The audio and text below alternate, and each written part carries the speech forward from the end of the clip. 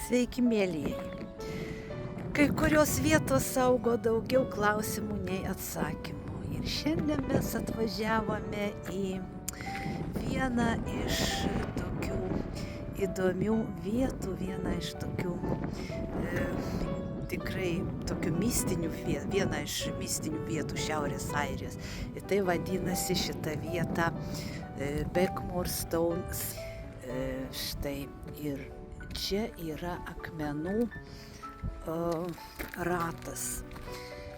Šitie akmenys stovi daug tūkstančių metų. Skaičiau, kad tai kažkur virš 4000 metų šitie akmenys tebestovi. Ir niekas nežino, kodėl tas ratas buvo padarytas, sudėtas akmenų, kas jį sudėjo. Ar tai buvo bendruomenės susitikimų vieta, ar tai buvo koks tai astrologinis dalykas, ar tai maldos vieta. Tai va, einu pasikalbėti su akmenimis, pažiūrėsiu, ką jie man pasakys. O pasirodo, čia keli tie ratai, žiūrėkit. Čia va štai tokių mažų akmenų ratas. Tenai vėl keli ratai.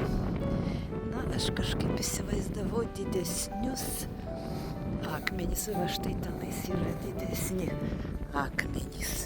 Va čia truputį didesni yra. Va čia šitie didesni akmenys.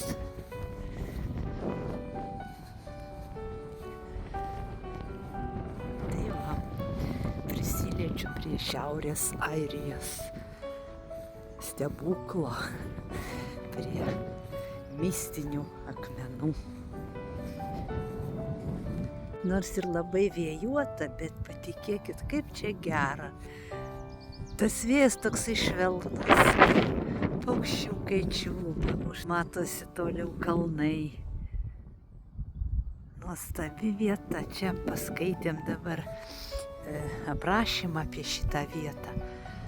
Tai rašo, kad čia buvo tokių religinių apeigų susitikimo vieta. Reiškia, bendruomenė ateidavo čia, jie tikėjo tomis planetomis, tenais astrologija. Ir čia vykdavo įvairūs ritualai. O štai va, pasižiūrėkit čia, kaip yra sukrautinė akmenys.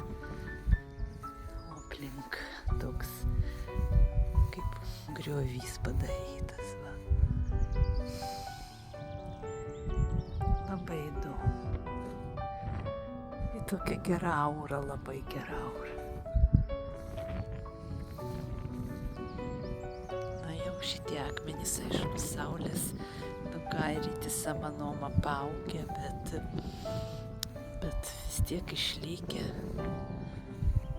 Labai įdomu, koks didžiulis akmuo. Gražu. Štai tokia stebuklinga vieta Šiaurės Airijoje. Ir aš čia pabuvau.